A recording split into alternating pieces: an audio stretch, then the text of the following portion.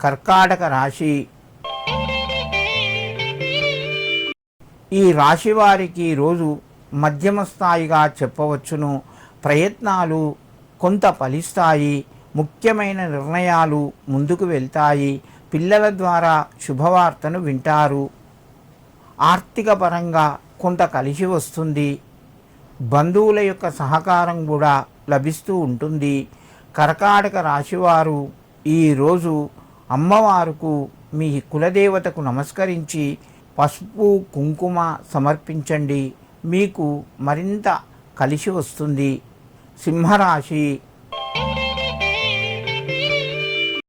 ఈ రాశి వారికి రోజు మధ్యమ స్థాయిగా చెప్పవచ్చును.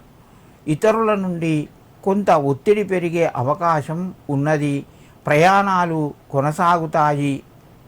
విందు వినోదాల్లోపట పాల్గొంటారు. ఆదాయ మార్గాలు పెరుగుతాయి. మిత్రుల నుంచి ఒక శుభవార్తను కూడా వింటారు. సింహరాశి వారు ఈరోజు వారాహీదేవికి నమస్కరించి మీరు నువ్వుల నూనెతో దీపం పెట్టండి. మీకు మరింత శుభయోగం కలుగుతూ ఉంటుంది. కన్యారాశి. ఈ రాశి వారికి ఈరోజు మధ్యమ స్థాయిగా చెప్పవచ్చును. ప్రయత్నాలు కొంతవరకు ఫలించకపోవచ్చును. విసుగు వస్తుంది. తొందరపడి నిర్ణయాలు తీసుకోకండి. విందు వినోదాలలోపట పాల్గొంటారు. ముఖ్యమైన బంధువులను కలుస్తారు. దైవ కార్యక్రమం లోపల కూడా పాల్గొంటారు.